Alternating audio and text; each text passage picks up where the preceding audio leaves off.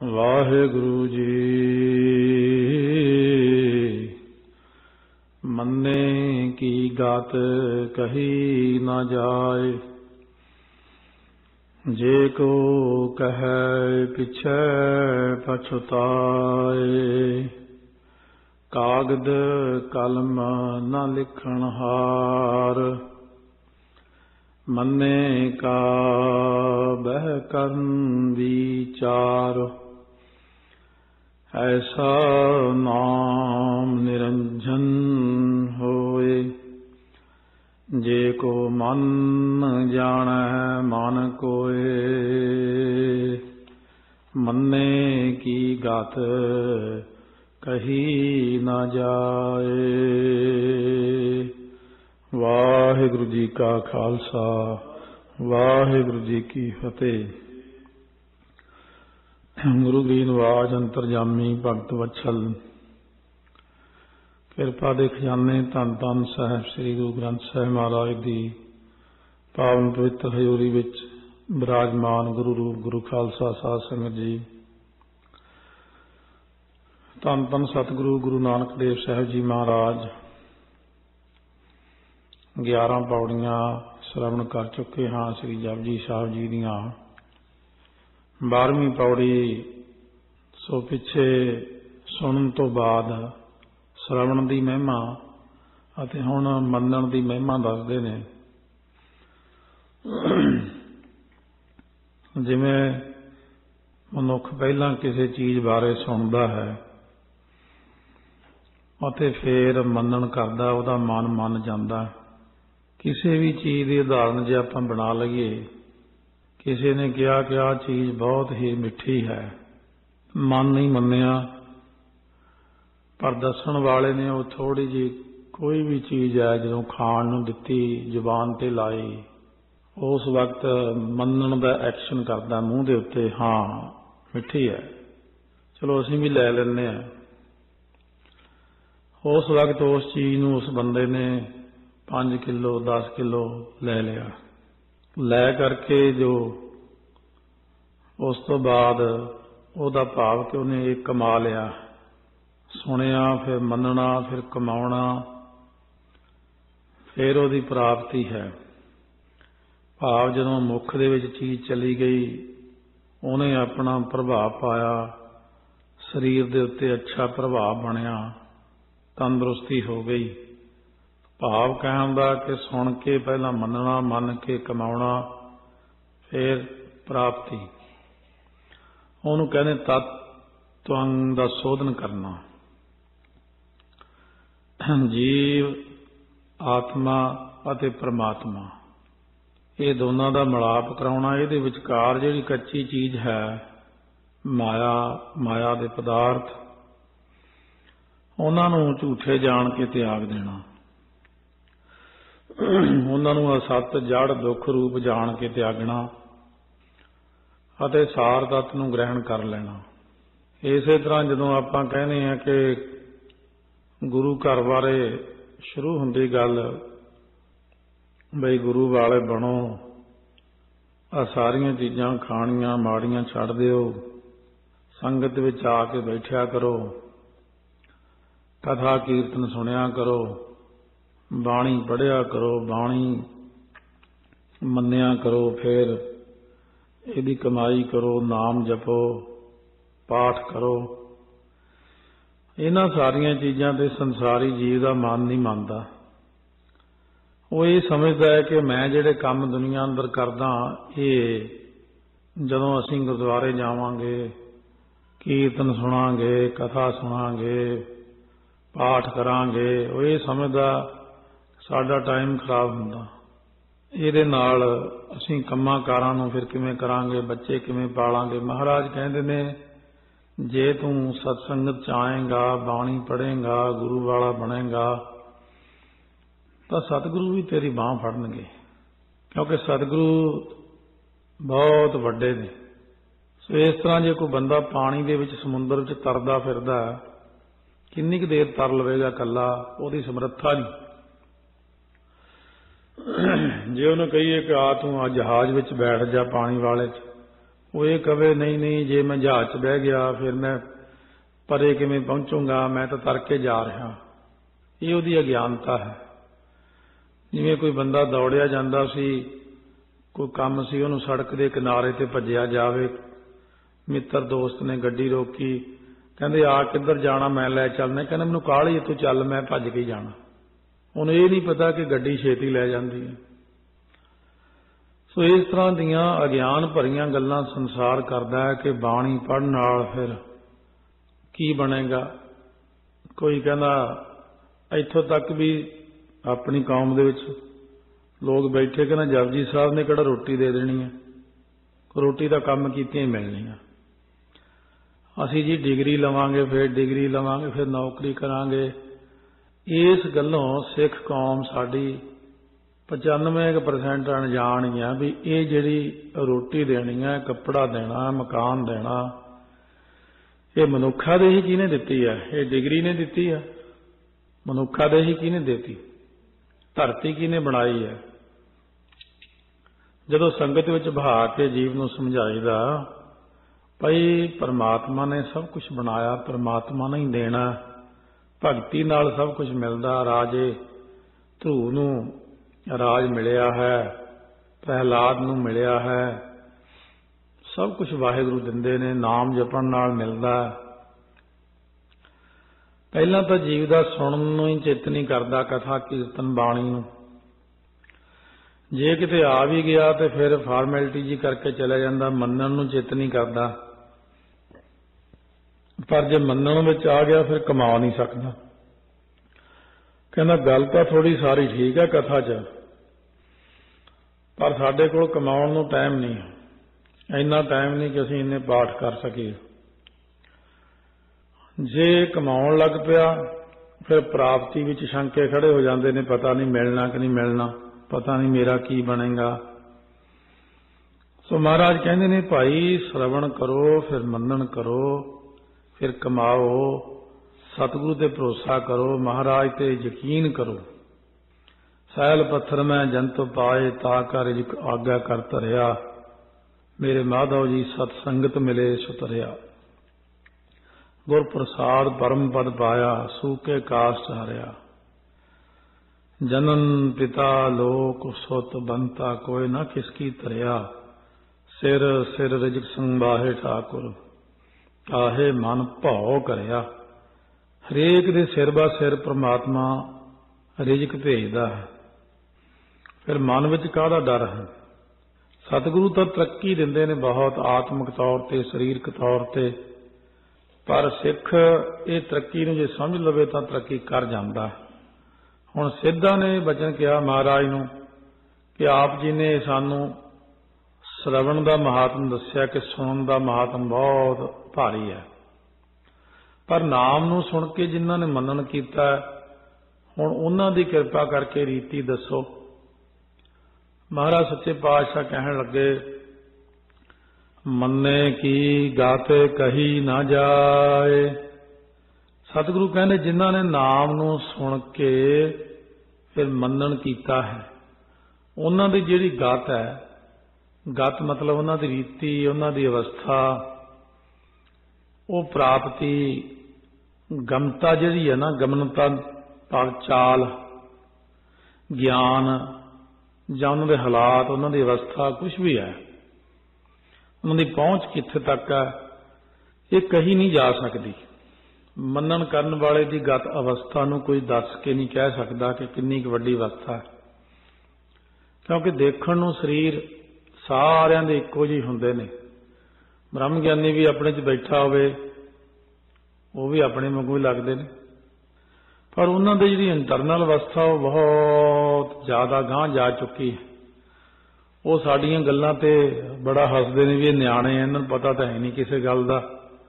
ਜਿਵੇਂ ਕਿਉਂਕਿ ਜਿਹੜੀ ਗੁਰਬਾਣੀ ਦੀ ਅਵਸਥਾ ਕੋਈ ਵੀ ਚੌਥੇ ਪਦ ਵਿੱਚ ਹੀ ਹੈ ਸਾਰੀ।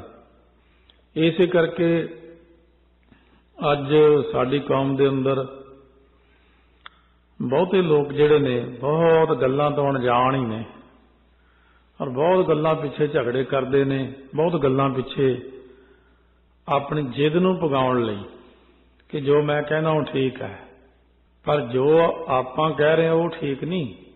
जो गुर कहे सोई भल मानो, हर हर कथा निराली। ये तो जो सतगुरु जी कहते ने असल विच वो ठीक है। मनुख कुछ भी कहता वो ठीक नहीं, क्योंकि मनुख बहुत सारिया मर्यादावां मनुख दीयां अपणियां ही घड़ियां होईयां हुंदियां ने। ਅਤੇ ਜਦੋਂ दुनिया के अंदर कोई वड्डा बंदा मर्यादा नूं चलाउंदा सारे लोग समझते भी ठीक कर रहा, पर जदों आपां उसे मर्यादा बारे पूरी जानकारी लैंदे हां, कई बार वड्डे वड्डे बंदे गलत निकल आउंदे उहदे विच, क्योंकि जिथे सतगुर ने उत्थे मनुख की पहुंच नहीं है। सो इस करके सतगुरु महाराज सच्चे पातशाह वचन करते ने कि ये मन्नण करन वालियां दी अवस्था नहीं कही जा सकती। जे को कहे पिछे पछताए, ते जेड़ा कोई कहता है कि उन्हां दी समग्र रीति अते अवस्था नूं मैं कथन कर सकदा, वो बाद विच पछताउंदा रहेगा। क्योंकि जे कोई किसी काम नूं करन लगे ते वो काम सिरे ना चढ़े तां जीव नूं फिर पश्चाताप ही करना पैंदा। सो इसे प्रकार जिहड़े नाम दे मन्नण वाले दी रीति नूं कथन करने वाला आदमी कथन तो बाद पछताउंदा ही है। सो इस तरीके नाल सतगुरु महाराज सच्चे पातशाह कहते ने कि मन्नण दी अवस्था बहुत वड्डी है। इन्नी विच ही आपां समझ लईए, जिन्हां ने मन्निया उन्हां ने बहुत कुछ प्राप्त किया है। ते मन्नण करन वाले दी अवस्था नूं कहंदे कह नहीं सकते ते लिख भी नहीं सकते।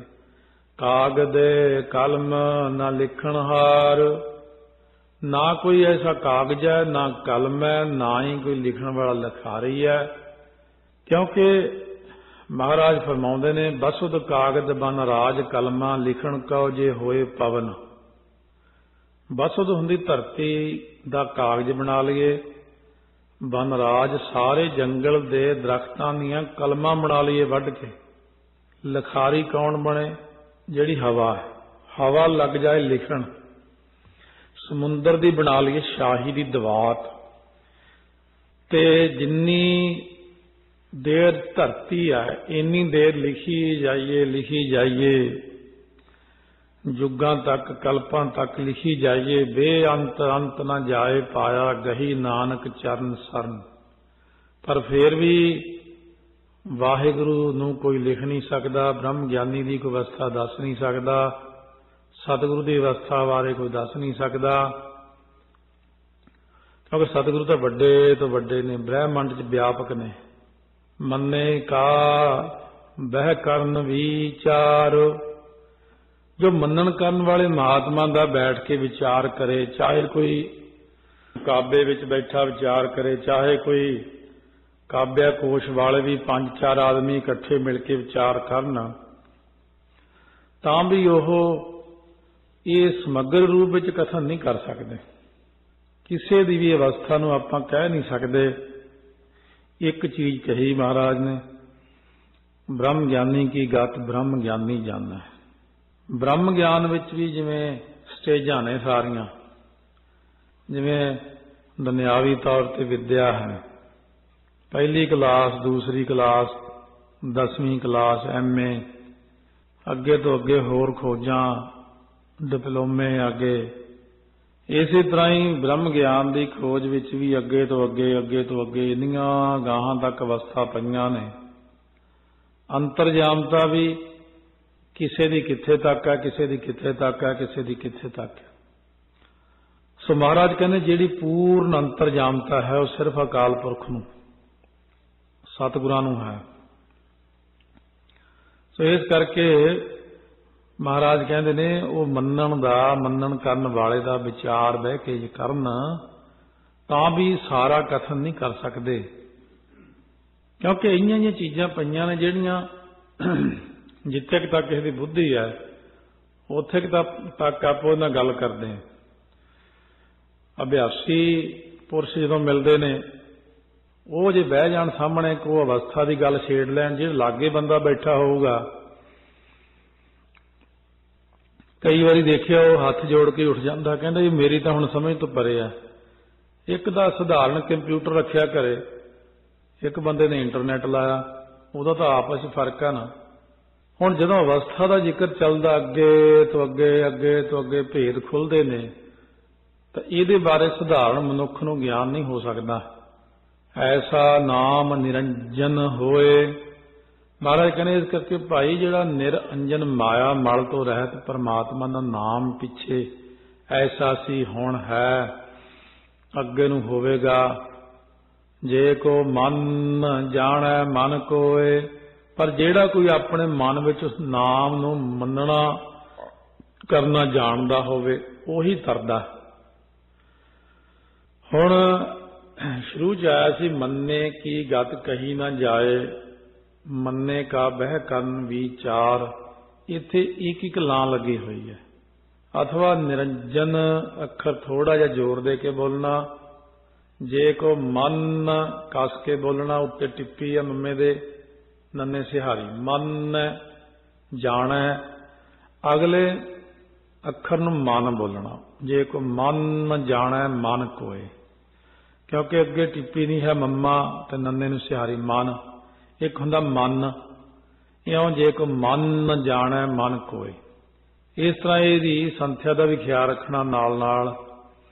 ਮੰਨੇ ਕੀ ਗਤ ਕਹੀ ਨਾ ਜਾਏ। ਸਤਿਗੁਰੂ ਕਹਿੰਦੇ ਹੁਣ ਇਹ ਜਿਹੜੀ ਆ ਨਾ ਮੰਨਣ ਕਰਨ ਦੀ ਗਤ ਇੱਥੇ ਦੱਸੀ ਇਸ ਪੌੜੀ ਦੇ ਵਿੱਚ ਉਸ ਇਨਸਾਨ ਦੀ ਅਵਸਥਾ ਦਾ ਕਥਨ ਸਤਿਗੁਰੂ ਕਹਿੰਦੇ ਕੋਈ ਵੀ ਨਹੀਂ ਕਰ ਸਕਦਾ। ਤਾਂ ਤੇ ਸਤਿਗੁਰੂ ਨੇ ਸਾਨੂੰ ਇਸ ਪੌੜੀ ਦੇ ਵਿੱਚ ਬ੍ਰਹਮ ਗਿਆਨ ਦੀ ਅਵਸਥਾ ਜਾਂ ਨਾਮ ਨੂੰ ਮੰਨਣ ਕਰਨ ਵਾਲਿਆਂ ਦੀ ਅਵਸਥਾ ਦਾ ਕਥਨ ਕਰਕੇ ਜ਼ਿਕਰ ਕੀਤਾ। ਅਗਲੀ ਪੌੜੀ ਜਿਹੜੀ 13ਵੀਂ ਪੌੜੀ ਵਿੱਚ ਮਹਾਰਾਜ ਬਖਸ਼ਿਸ਼ ਕਰਦੇ ਨੇ, ਇਹ ਮੰਨਣ ਵਾਲੀ ਪਹਿਲੀ ਪੌੜੀ ਦੇ ਕੁੱਲ 63 ਅੱਖਰ ਆਏ ਨੇ। ਸੋ ਇਹ 13ਵੀਂ ਪੌੜੀ ਦੇ ਵਿੱਚ ਸਤਿਗੁਰੂ ਬਖਸ਼ਿਸ਼ ਕਰਦੇ ਨੇ ਕਿ ਨਾਮ ਦੇ ਮੰਨਣ ਨਾਲ ਮਨ ਬੁੱਧੀ ਸਹਿਤ ਚਤੁਸ਼ਟੇ ਅੰਤःਕਰਨ ਸ਼ੁੱਧ ਹੋ ਜਾਂਦਾ। ਮਨ ਬੁੱਧ ਚਿੱਤ ਹੰਕਾਰ ਚਾਰ ਚੀਜ਼ਾਂ ਨੂੰ ਚਤੁਸ਼ਟੇ ਕਹਿੰਦੇ ਨੇ। ਇਹਨੂੰ ਹੀ ਅੰਤःਕਰਨ ਕਹਿੰਦੇ ਨੇ। ਸਾਰੇ ਭਵਨਾਂ ਦੀ ਅੰਤਰਜਾਮਤਾ ਹੋ ਜਾਂਦੀ ਹੈ ਤੇ ਨਰਕਾਂ ਵਿੱਚ ਪੈ ਕੇ ਜਮਾਂ ਦੀਆਂ ਚੋਟਾਂ ਨਹੀਂ ਖਾਂਦਾ। ਸਤਿਗੁਰੂ ਕਹਿੰਦੇ ਜਿਨ੍ਹਾਂ ਨਾਮ ਦਾ ਮੰਨਣ ਕੀਤਾ। ਮੰਨੈ ਸੁਰਤ ਹੋਵੈ ਮਨ ਬੁੱਧ। ਇਹ ਹੁਣ ਦਲਾਈਆਂ ਸ਼ੁਰੂ ਹੋ ਗਈਆਂ। ਨੰਨੇ ਨੂੰ ਦਲਾਈਆਂ ਮੰਨੈ। ਪਹਿਲਾਂ ਸੀ ਮੰਨੇ ਕੀ ਗਤ ਕਹੀ ਨਾ ਜਾਏ। ਹੁਣ ਕਹਿੰਦੇ ਨੇ ਜਿਨ੍ਹਾਂ ਨੇ ਨਾਮ ਨੂੰ ਸੁਣ ਕੇ ਮੰਨਣ ਕੀਤਾ ਉਹਦੀ ਮਨ ਬੁੱਧੀ ਸੁਰਤ ਗਿਆਤ ਗੇ ਭਾਵ ਸ੍ਰੇਸ਼ਟ ਪ੍ਰੀਤੀ ਵਾਲੀ ਹੋ ਜਾਂਦੀ ਹੈ। ਸੋ ਉਹਦੀ ਮਨ ਅਤੇ ਬੁੱਧੀ ਦੇ ਵਿੱਚ ਸੁਰਤ ਹੁੰਦੀ ਗਿਆਤ ਹੋਣੀ। ਅਸਲ ਵਿੱਚ ਗਿਆਤ ਹੁੰਦੀ ਜਦੋਂ ਆਪਾਂ ਕਹਿੰਦੇ ਆ ਗੁਰੂ ਸਾਹਿਬ ਦਾ ਜ਼ਿਕਰ ਆਉਂਦਾ। ਮਹਾਰਾਜ ਨੇ ਨੇਤਰ ਬੰਦ ਕਰਕੇ ਕਿਹਾ ਭਾਈ ਆਦਮ ਨੂੰ, ਭਾਈ ਆਦਮ ਤੇਰੇ ਤਾਂ 100 ਜਨਮ ਪਿੱਛੇ 100 ਜਨਮ ਅੱਗੇ ਔਲਾਦ ਹੈ ਹੀ ਨਹੀਂ। ਇਹ ਹੁੰਦੀ ਮਨ ਅਤੇ ਬੁੱਧੀ ਦੇ ਅੰਦਰ ਗਿਆਤ ਹੋਣੀ। ਮੰਨੈ ਸੁਰਤ ਹੋਵੇ ਮਨ ਬੁੱਧ। ਮਨ ਬੁੱਧੀ ਸੁਰਤ ਤੋਂ ਭਾਵ ਹੈ ਚਿੱਤ ਅਤੇ ਹੰਕਾਰ ਚਤੁਸ਼ਟੇ ਅੰਤःਕਰਨ ਸ਼ੁੱਧ ਹੋ ਜਾਂਦਾ। ਵੇਦਾਂ ਦੇ ਸਿਧਾਂਤ ਦੇ ਮੰਨਣ ਕਰਨ ਵਾਲੀ ਬੁੱਧੀ ਹੋ ਜਾਂਦੀ। ਕਿਉਂਕਿ ਸੁਰਤ ਇੱਥੇ ਸੁਰਤੀ ਨੂੰ ਵੀ ਕਿਹਾ। ਸੋ ਰਤ ਹੁੰਦੀ ਹੈ ਸ੍ਰੇਸ਼ਟ ਪ੍ਰੀਤੀ ਦੀ ਪ੍ਰਾਪਤੀ ਹੋਣੀ। ਮਨ ਦੇ ਸੰਕਲਪ ਵਿਕਲਪ ਦੂਰ ਹੋਣੇ। ਆਤਮ ਵਿਸ਼ੈਣੀ ਬੁੱਧੀ ਇਹ ਤਿੰਨੇ ਗੁਣ ਪ੍ਰਾਪਤ ਹੋ ਜਾਂਦੇ ਨੇ। ਭਾਵ ਬੁੱਧ ਆਤਮ ਵਿਸ਼ੈਣੀ ਬੁੱਧੀ ਮਿਲ ਜਾਣੀ। ਇੱਕ ਸਧਾਰਨ ਵਿਅਕਤੀ ਦੀ ਬੁੱਧੀ ਹੈ, ਇੱਕ ਆਤਮ ਵਿਸ਼ੈਣੀ ਬੁੱਧੀ ਹੈ। ਆਮ ਵੀ ਕਹਿੰਦੇ ਚਮੜਾ ਬੁੱਧੀ ਤੇ ਤੇਲੀਆ ਬੁੱਧੀ ਦੋ ਤਰ੍ਹਾਂ ਦੀਆਂ ਹੁੰਦੀਆਂ ਨੇ ਬੁੱਧੀਆਂ ਵੀ। ਚਮੜਾ ਬੁੱਧੀ ਉਹ ਹੁੰਦੀ ਹੈ ਜਿਹਨੂੰ ਜਿੰਨੀ ਗੱਲ ਕਹੀ ਓਨੀ ਕਰਿਆ ਫਿਰ ਅਗਲੀ ਕੀਤੀ ਉਹਨਾਂ। ਕਹਿੰਦੇ ਉੱਥੇ ਤੁਸੀਂ ਮੈਨੂੰ ਭੇਜਿਆ ਸੀ ਆਹ ਚੀਜ਼ ਲੈਣ, ਕਹਿੰਦੇ ਪਰ ਉਹ ਦੂਜੀ ਚੀਜ਼ ਵੀ ਉੱਥੇ ਮਿਲਦੀ ਸੀ, ਕਹਿੰਦੇ ਉਹ ਵੀ ਲਿਆਉਣੀ ਸੀ, ਕਹਿੰਦੇ ਤੁਸੀਂ ਮੈਨੂੰ ਕਿਹਾ ਹੀ ਨਹੀਂ। ਇਹ ਹੈ ਉੱਥੇ ਕਿ ਦਿਮਾਗ ਖੜਾ ਰਹਿਣਾ। ਇੱਕ ਹੁੰਦੀ ਤੇਲੀਆ ਬੁੱਧੀ, ਇੱਕ ਕੰਮ ਭੇਜਿਆ 10 ਕਰਿਆ, ਕਹਿੰਦੇ ਬਹੁਤ ਸਿਆਣਾ ਬੰਦਾ। ਸੋ ਜਿਵੇਂ ਰਾਜੇ ਨੇ ਰੱਖਣਾ ਸੀ ਵਜ਼ੀਰ ਚੜ੍ਹਾਈ ਕਰ ਗਿਆ। ਜਿਹੜਾ ਬੰਦਾ ਰਾਜੇ ਨੇ ਚੁਣਿਆ ਪਰ ਰਿਸ਼ਤੇਦਾਰ ਕਹਿਣ ਨਹੀਂ ਫਲਾਨਾ ਰਿਸ਼ਤੇਦਾਰ ਵਜ਼ੀਰ ਬਣਾਓ ਆਪਣਾ। ਰਾਜਾ ਕਹਿੰਦਾ ਉਹਦੀ ਚਮੜਾ ਬੁੱਧੀ, ਇਹਦੀ ਤੇਲੀਆ ਬੁੱਧੀ ਹੈ।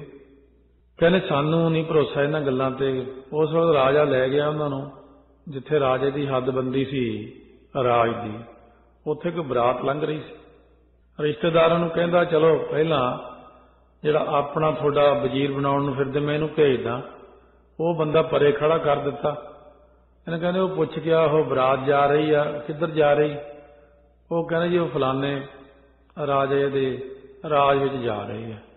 ਕਿੱਥੋਂ ਆਏ ਨੇ? ਕਹਿੰਦੇ ਤੇ ਮੈਂ ਪੁੱਛਿਆ ਹੀ ਨਹੀਂ। ਫਿਰ ਜਾ, ਫਿਰ ਪੁੱਛ ਗਿਆ ਇਹ ਕਿਹੜਾ, ਉਹ ਰਾਜੇ ਦਾ ਕੀ ਨਾਮ ਆ? ਕਹਿੰਦਾ ਜੀ ਉਹ ਤਾਂ ਮੈਂ ਪੁੱਛਿਆ ਹੀ ਨਹੀਂ। ਫਿਰ ਕਹਿੰਦਾ ਉਹ ਰਾਜੇ ਦਾ ਕੀ ਨਾਮ? ਉਹ ਤਾਂ ਪੁੱਛਿਆ ਹੀ ਨਹੀਂ। 10 ਗੇੜੇ ਲੱਗੇ ਨੇ। ਉਹ ਜਿੰਨੀ ਗੱਲ ਕਹੇ ਉਨੀ ਕਰਕੇ ਆ ਜਾਏ। ਜਿਸ ਵਿਅਕਤੀ ਨੂੰ ਰਾਜੇ ਨੇ ਸਿਲੈਕਟ ਕੀਤਾ ਸੀ ਉਹਨੂੰ ਕਹਿੰਦਾ ਬਈ ਐਂ ਕਰ, ਬਰਾਤ ਜਾ ਰਹੀ, ਉਹਨੂੰ ਪੁੱਛ ਕਿੱਥੋਂ ਆਏ ਨੇ। ਉਹ ਜਾਂਦਿਆਂ ਸਾਰ, ਹਾਂ ਬਈ ਕਿੱਥੋਂ ਆਏ ਹੋ? ਉਸ ਰਾਜੇ ਦਾ ਕੀ ਨਾਮ? ਕਿੱਧਰ ਜਾਣਾ? ਉਸ ਰਾਜੇ ਦਾ ਕੀ ਨਾਮ ਹੈ? ਇਹ ਕੌਣ ਲੱਗਦੇ ਨੇ ਤੇਰੇ? ਆਹ ਮਗਰ ਕੌਣ ਨੇ? ਪੂਰੀ ਇਨਫੋਰਮੇਸ਼ਨ ਇਕੱਠੀ ਕਰ ਲਿਆ ਇੱਕੋ ਦੌੜ 'ਚ ਹੀ। ਰਾਜਾ ਕਹਿੰਦਾ ਹੁਣ ਦੱਸੋ, ਰਿਸ਼ਤੇਦਾਰ ਨੂੰ ਵਜ਼ੀਰ ਰੱਖਾਂ ਕਿ ਇਹਨੂੰ ਰੱਖਾਂ? ਉਹ ਕਹਿੰਦਾ ਜੀ ਉਹੀ ਠੀਕ ਆ, ਰਿਸ਼ਤੇਦਾਰ ਤਾਂ ਚਮੜਾ ਬੁੱਧੀ ਵਿਚਾਰਾ, ਜਿੰਨੀ ਗੱਲ ਕਹਿੰਦੇ ਉਨੀ ਗੱਲ, ਇਹ ਤੋਂ ਕਿੱਥੇ ਰਾਜ ਚੱਲਣਾ। ਇਸ ਕਰਕੇ ਹੈ ਕਿ ਤੇਲੀਆ ਬੁੱਧੀ ਹੁੰਦੀ ਹੈ ਕਿ ਜਿੱਥੇ ਅੱਧੀ ਗੱਲ ਦੱਸਦਿਆਂ ਸਾਰੀ ਗੱਲ ਨੂੰ ਕੈਚ ਕਰ ਜਾਵੇ, ਇਹਨੂੰ ਤੇਲੀਆ ਬੁੱਧੀ ਕਹਿੰਦੇ ਨੇ। ਮਹਾਰਾਜ ਕਹਿੰਦੇ ਜਿਹੜੇ ਹੁਣ ਨਾਮ ਦਾ ਮੰਨਣ ਕਰਨ ਵਾਲੇ ਨੇ, ਇਹਨਾਂ ਦੀ ਚਮੜਾ ਬੁੱਧੀ ਤੋਂ ਬਦਲ ਕੇ ਤੇਲੀਆ ਬੁੱਧੀ ਹੋ ਜਾਂਦੀ। ਮੰਨੈ ਸੁਰਤ ਹੋਵੇ ਮਨ ਬੁੱਧ, ਮੰਨੈ ਸਗਲ ਭਵਨ ਕੀ ਸੁਧ। ਜਿਨ੍ਹਾਂ ਨੇ ਨਾਮ ਨੂੰ ਸੁਣ ਕੇ ਮੰਨਣ ਕਰ ਲਿਆ, ਉਹਨਾਂ ਨੂੰ ਸਾਰੇ ਭਵਨਾਂ ਦੀ ਸੋਝੀ ਅੰਤਰਜਾਮਤਾ ਪ੍ਰਾਪਤ ਹੋ ਜਾਂਦੀ ਹੈ। ਅੰਤਰਜਾਮਤਾ ਬੈਠਾ ਦੇਖ ਲੈਣਾ, ਇੱਥੋਂ ਸਾਰਾ ਕੁਝ ਦਿਖ ਜਾਂਦਾ, ਪਿਛਲੇ ਯੁੱਗਾਂ ਦਾ, ਆਉਣ ਵਾਲੇ ਯੁੱਗਾਂ ਦਾ। ਜਦ ਗੁਰੂ ਅਮਰਦਾਸ ਜੀ ਗੋਇੰਦਵਾਲ ਸਾਹਿਬ ਤੋਂ ਚਲੇ ਗਏ, ਜਾ ਕੇ ਬੈਠ ਗਏ ਮਹਾਰਾਜ ਸੱਚੇ ਪਾਤਸ਼ਾਹ। ਸੋ ਉਸ ਵਕਤ ਸੰਨ ਸਾਹਿਬ ਗੁਰੂ ਘਰ ਆ, ਜਿੱਥੇ ਅੰਦਰੋਂ ਕੁੰਡੀ ਲਾ ਲਈ, ਬਾਹਰ ਲਿਖਤਾ ਜਿਹੜਾ ਦਰਵਾਜ਼ਾ ਖੋਲੂ ਉਹਦਾ ਮੂੰਹ ਕਾਲਾ ਹੋਵੇਗਾ, ਲੋਕ ਪਰਲੋਕ 'ਚ ਕੋਈ ਨਾ ਬੜੇ। ਬਾਬਾ ਬੁੱਢਾ ਜੀ ਨੂੰ ਸੰਗਤ ਕਹਿੰਦੀ, ਬਾਬਾ ਜੀ ਮਹਾਰਾਜ ਨੂੰ ਮੱਥਾ ਟੇਕਣਾ, ਮਹਾਰਾਜ ਨੂੰ ਦਰਸ਼ਨ ਕਰਨੇ, ਸਾਨੂੰ ਦੱਸੋ ਮਹਾਰਾਜ ਕਿੱਥੇ ਨੇ? ਇਹ ਤੁਹਾਨੂੰ ਤਾਂ ਬਚਨ ਹੋਏ ਵੇ ਨੇ ਗੁਰੂ ਨਾਨਕ ਦੇਵ ਜੀ ਦੇ, ਤੁਹਾਡੇ ਕੋਲੋਂ ਛੁਪੇ ਨਹੀਂ ਰਹਾਂਗੇ। ਬਾਬਾ ਜੀ ਬਹਿ ਗਏ ਸਮਾਧੀ ਲਾ ਕੇ, ਘੁਮਾਈ ਨਿਗਾਹ ਸਾਰੇ ਪਾਸੇ। ਵੈਸੇ ਤਾਂ ਇਹ ਕਹਿਣ ਦੀਆਂ ਗੱਲਾਂ, ਨਿਗਾਹ ਘੁਮਾਉਣੀ ਨਹੀਂ ਪੈਂਦੀ, ਕਲਿੱਕ ਕਰਨਾ ਬਸ। ਧੰਨ ਗੁਰੂ ਅਮਰਦਾਸ ਕਹਿੰਦੇ ਆ ਸਾਰੀ ਬੈਠੇ ਨਜ਼ਰ ਆਏ, ਕਹਿੰਦੇ ਉਹ ਤਾਂ ਉੱਥੇ ਬੈਠੇ ਆਪਦੇ ਪਿੰਡ ਦੇ ਕੋਲੇ, ਕੋਠੇ ਦੇ ਵਿੱਚ ਨੇ। ਪਰ ਸੰਗਤ ਨੂੰ ਨਾ ਦੱਸਿਆ ਬਾਬਾ ਜੀ ਨੇ ਵੀ ਮੈਨੂੰ ਪਤਾ। ਇਹ ਬ੍ਰਹਮ ਗਿਆਨੀ ਦੀ ਖਾਸੀਅਤ, ਅਜਰ ਅਵਸਥਾ ਨੂੰ ਜਰਨਾ। ਬਾਬਾ ਜੀ ਨੇ ਉਹਦੇ ਵਿੱਚ ਵੀ ਇੱਕ ਸਿਆਣਪ ਕਰ ਲਈ, ਕਹਿੰਦੇ ਇਹ ਜਿਹੜੀ ਘੋੜੀ ਹੈ ਨਾ ਗੁਰੂ ਅਮਰਦਾਸ ਜੀ ਦੀ, ਇਹਨੂੰ ਆਪਾਂ ਛੱਡ ਦਿੰਦੇ ਹਾਂ ਘੋੜੀ ਨੂੰ। ਘੋੜੀ ਆਪੇ ਹੀ ਉੱਥੇ ਪਹੁੰਚ ਜਾਵੇਗੀ ਜਿੱਥੇ ਬੈਠੇ ਹੋਣਗੇ। ਉਹ ਘੋੜੀ ਉੱਥੇ ਪਹੁੰਚ ਗਈ ਆਪਣੇ ਆਪ। ਇਸ ਕਰਕੇ ਮਹਾਰਾਜ ਸੱਚੇ ਪਾਤਸ਼ਾਹ ਕਹਿੰਦੇ ਮੰਨੈ ਸਗਲ ਭਵਨ ਕੀ ਸੁਧ ਹੈ। ਸਾਰੇ ਭਵਨਾਂ ਦੀ, ਸੱਚਖੰਡ ਤੱਕ ਦੀ ਸੁਧ ਹੋ ਜਾਂਦੀ ਜੇ ਮਹਾਰਾਜ ਕਿਰਪਾ ਕਰਨ। ਸਾਰਾ ਕੁਝ ਹੀ ਦਿਖਦਾ ਜੀਵ ਨੂੰ। ਇਸ ਕਰਕੇ ਸਤਿਗੁਰੂ ਕਹਿੰਦੇ ਮੰਨਣ ਵਿੱਚ ਬਹੁਤ ਤਾਕਤ ਹੈ। ਮੰਨੈ ਮੋਹਿ ਚੋਟਾ ਨਾ ਖਾਏ। ਨਾਮ ਦੇ ਮੰਨਣ ਨਾਲ ਪ੍ਰਤੱਖ ਸੱਟਾਂ ਤਾਂ ਕੀ ਖਾਣੀਆਂ ਸੰਸਾਰਕ ਦੁੱਖਾਂ ਦੀਆਂ। ਕਹਿੰਦੇ ਜਮਦੂਤਾਂ ਦੀਆਂ ਸੱਟਾਂ ਵੀ ਮੂੰਹ ਦੇ ਉੱਤੇ ਨਹੀਂ ਖਾਂਦਾ, ਮੋਹ ਦੀਆਂ ਸੱਟਾਂ ਵੀ ਨਹੀਂ ਖਾਂਦਾ। ਕਿਉਂਕਿ ਨਾਮ ਦੇ ਮੰਨਣ ਕਰਨ ਨਾਲ ਜਦੋਂ ਮਿਥਿਆ ਰੂਪ ਸੰਸਾਰ ਮਿਥਿਆ ਨਜ਼ਰ ਆਉਣ ਲੱਗ ਪਿਆ, ਸਾਰੇ ਭਵਨਾਂ ਦੀ ਬ੍ਰਹਮ ਰੂਪਤਾ ਕਰਕੇ ਗਿਆਤ ਪ੍ਰਾਪਤ ਹੋ ਗਈ, ਪਵਿੱਤਰਤਾ ਪ੍ਰਾਪਤ ਹੋ ਗਈ। ਫਿਰ ਹਰ ਇੱਕ ਗਿਆਨ ਬ੍ਰਹਮ ਦੇ ਵਿੱਚ ਹੋ ਗਿਆ, ਹਿਰਦੇ 'ਚ ਬ੍ਰਹਮ ਦਾ ਗਿਆਨ ਹਰੇਕ ਚੀਜ਼ ਦਾ। ਉੱਥੇ ਹੁਣ ਚੋਟਾਂ ਕਿੱਥੇ ਖਾਣੀਆਂ ਨੇ, ਕਿਉਂਕਿ ਗਿਆਨ ਆ ਗਿਆ ਹਿਰਦੇ 'ਚ। ਇਸ ਕਰਕੇ ਸਤਿਗੁਰੂ ਮਹਾਰਾਜ ਸੱਚੇ ਪਾਤਸ਼ਾਹ ਕਹਿੰਦੇ ਨੇ ਕਿ ਅਕਾਲ ਪੁਰਖ ਵਾਹਿਗੁਰੂ ਦਾ ਨਾਮ ਮੰਨਣ ਕਰਨ ਵਿੱਚ ਹੀ ਇੰਨੀ ਤਾਕਤ ਹੈ, ਕਮਾਉਣ ਵਿੱਚ ਕਿੰਨੀ ਹੋਵੇਗੀ। ਸ਼ਰਵਣ ਕਰਨ ਵਿੱਚ ਹੀ ਬਹੁਤ ਤਾਕਤ ਹੈ। ਜਦੋਂ ਗੁਰੂ ਨਾਨਕ ਦੇਵ ਜੀ ਗਏ ਨਾ ਪਹਾੜਾਂ ਵੱਲ ਨੂੰ, ਹਿਮਾਲਿਆ ਪਰਬਤ ਵੱਲ, ਕਾਗ ਭਸੁੰਡ ਬਹੁਤ ਲੰਬੀ ਉਮਰ ਦਾ ਰਿਸ਼ੀ ਭਾਈ ਮਰਦਾਨਾ ਨੂੰ ਕਹਿਣ ਲੱਗਾ ਮੇਰੇ ਹੁੰਦਿਆਂ ਹੁੰਦਿਆਂ ਕਈ ਵਾਰੀ ਪਰਲੋਂ ਆਈ ਆ, ਦੁਨੀਆ ਨਾਸ ਹੋਈ ਫੇਰ ਬਣੀ ਆ। ਭਾਈ ਮਰਦਾਨਾ ਜੀ ਕਹਿਣ ਲੱਗੇ ਮਹਾਰਾਜ ਇਹ ਪਰਲੋਂ ਵੀ ਆਉਂਦੀ ਫੇਰ ਵੀ ਉਸ ਤਰ੍ਹਾਂ ਦਾ ਹੀ ਰਹਿੰਦਾ। ਕਹਿੰਦੇ ਭਾਈ ਦੱਸ, ਕਾਗ ਭਸੁੰਡ ਤੂੰ ਹੀ ਦੱਸ ਤੇਰੇ 'ਚ ਸ਼ਕਤੀ ਕਿੱਥੋਂ ਆਈ? ਕਹਿੰਦੇ ਸ਼ਰਵਣ ਕਰਨ ਨਾਲ। ਕਹਿੰਦੇ ਜਿੱਥੇ ਵੀ ਕਥਾ ਹੁੰਦੀ ਮੈਂ ਜਾ ਕੇ ਸ਼ਰਵਣ ਕਰਦਾ, ਬਸ ਕੀਰਤਨ ਹੁੰਦਾ ਮੈਂ ਸ਼ਰਵਣ ਕਰਦਾ ਕੰਨਾਂ ਨਾਲ। ਕਹਿੰਦੇ ਸੁਣ ਸੁਣ ਕੇ ਹੀ ਮੇਰੇ 'ਚ ਤਾਕਤ ਆ ਗਈ, ਸੁਣ ਹਰ ਕਥਾ ਉਤਾਰੀ ਮੈਲ। ਇਸ ਕਰਕੇ ਕਹਿੰਦੇ ਮੇਰੇ 'ਚ ਇਹੀ ਜੀ ਤਾਕਤ ਹੈ, ਜੇ ਪਾਣੀ ਦੀ ਪਰਲੋਂ ਆਵੇ ਮੈਂ ਪਾਣੀ ਬਣ ਜਾਂਦਾ। ਫਿਰ ਪਾਣੀ ਮੈਨੂੰ ਕਿਵੇਂ ਡੁਬੋਵੇਗਾ? जे अग दी परलों आवे मैं अग रूप हो जाना, रूप ही बदला लेना अपना। ये चीज़ां हुण नाम दे विच ने। असल विच दुनिया भी सच्ची है। पैसे की ताकत कित्थों तक है या संसारी विद्या की ताकत जिहड़ी आ वो कित्थों तक काम कर सकदी। ताइयों डॉक्टर कहते ने ये हो नहीं सकता, साइंसदान कहते ये हो नहीं सकता, क्योंकि उन्हां कोल उन्नी ही पावर है। वो तो सच ही बोलते हैं। पर सब कुछ हो सकता जब नाम दा सारा हिरदे च प्रकाश हुंदा, सब कुछ हो सकता है। क्योंकि अपने को नाम वो ताकत आ गई जिस नाम करके पंजे तत्त बने ने, जिस नाम करके सृष्टि की रचना हुई है, जिस नाम ने ही साडे मस्तक का लेख लिखिया है। ऊं तो कहने लेख ना मिटाई है सखी जो लिखिया करतार, पर कहने गुर का शब्द काटा कोट कर्म। दूजे पासे गुरु का शब्द करोड़ा कर्मां नूं कट्टण नूं समर्थ भी है। वो मेटदा नहीं, लेख ना मिटाई है सखी, मिटदा नहीं लेख। कट्टना किवें हुंदा? जिवें भाई दयालदास ने अमृत छकिया, महाराज कहते दयालदास दयाल सिंह बन के भी नीवी जी पा के बैठा, की गल? कहते सुपने बड़े भैड़े आए रात, कदे मर के सप बनया, बिल्ला बनया, फिर कुछ बनया, सारी रात जमदा मरदा ही रहा, अमृत चंगा छकिया। महाराज सच्चे पातशाह कहन लगे 150 जन्म हले बाकी सी तेरे मत्थे ते लिखिया होया, असीं वो जन्म सुपने विच ही सारा ही भुगताता, काम ही मुकाया। जिवें आपां कोई रील ना देखनी होवे आपां फॉरवर्ड कर दिंदे, अगे कर दिंदे, मैं ये नहीं देखनी, वो गाहां करो इनू। महाराज जो चक्री जी सारी घुमा दिंदे, लिखे होए नूं मेटदे भी नहीं ते सुपने विच ही भुगता के सिख नूं सारा कुछ सैट कर दिंदे। कई बार आपां ये देखते हैं कि बहुत भगती करन वाले नूं आम लोकां नालों कई बार ज्यादा बीमारियां लग जांदियां। हुण अगला कहना भी चंगा पाठ करन लगे तो बीमारियां बहुत लग गई, क्योंकि उहनूं अगला जन्म देना ही नहीं।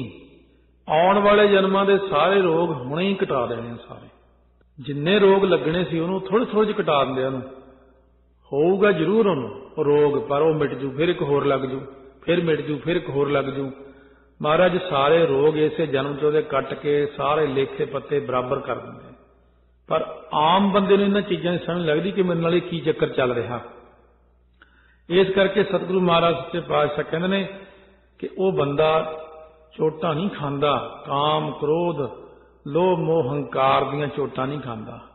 मन्नै जम कै साथ न जाए, नाम दे मनन करन वाले जीव अंत समय जमां दे नाल नरकां नूं नहीं जांदे, क्योंकि नाम जपिया होया। इत्थों तक जे अपने घर दा एक भी बंदा नाम विच निपुण हो जावे ना, ਉਹਦੇ ਨਾਲਦਿਆਂ ਨੂੰ भी सोच के ही हथ पाउंदे ने। जिवें संसारी उदाहरण देनी पैंदी, जिवें एक बंदा मंत्री बन जांदा ना, ਉਹਦੇ किसी छोटे तो छोटे रिश्तेदार ਨੂੰ भी सोच के हथ पाउंदा अगला भी ਇਹਦੀ पहुंच बड़ी गाहां तक। बस इसे तरह ही जिथे एक ब्रह्म ज्ञान चलिया गया जीव एक कुल दे विच, उस कुल वाले ने भी सोच के हथ पाया जाता भी ध्यान नाल हथ पायो इनू, क्योंकि ये तो बहुत बड़ा खजाना इन्हां दे टब्बर च बैठा है। सो महाराज कहते हैं इसे करके जो नाम मनन करना ना, जे मन करके देख लवूं तो ऐसा नाम निरंजन होए, जे को मन न जाने मन कोय। माया मल विद्या तो रहत जो निरंजन परमात्मा, ਉਹਦਾ नाम पिछे भी ऐसा ही सी, हुण भी अगे नूं भी ऐसा ही होवेगा। जे को मन जाने मन कोय, जे को मन दे अंदर मनना करना जाने ना, ਉਹੀ बंदा संसार सागर तो पार हुंदा। हुण महाराज ने बचन कीता ना कि नाम भगत कै प्राण आधार, नामो धन नामो व्यवहार, नाम वडाई जन शोभा पाए, कर कृपा जिस आप दिवाए, नाम भगत कै सुख स्थान, नाम रत सो भगत परवान, हर का नाम जन कौ धारै, सास सास जन नाम समारै, कहो नानक जिस पूरा भाग, नाम संग ताका मन लाग। श्री सुखमनी साहब के अंदर तो बहुत भारी सिक्ख्या दिती हुई गुरां ने।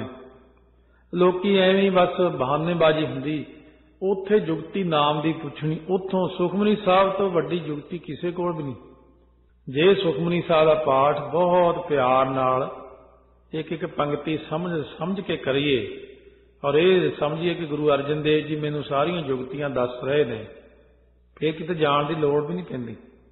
ਲੋਕਾਂ ਦੇ ਕਹਿਣ ਦਾ ਭਾਵ ਹੁੰਦਾ ਕਿ ਫਲਾਣੇ ਥਾਂ ਜਾਓ, ਕੋਈ ਸਿਰ ਤੇ ਹੱਥ ਰੱਖ ਦੇਵੇਗਾ, ਸ਼ਾਇਦ ਮੈਨੂੰ ਬ੍ਰਹਮ ਗਿਆਨ ਹੋ ਜੇ, ਫਲਾਣੇ ਥਾਂ ਕੋਈ ਮੇਰੀ ਅਰਦਾਸ ਕਰ ਦੇ। ਕਿਸੇ ਨੇ ਕੁਝ ਨਹੀਂ ਦੇਣਾ, ਐਵੇਂ ਭਟਕੀ ਨਾ ਜਾਓ, ਕੋਈ ਨਹੀਂ ਦਿੰਦਾ ਕੁਝ।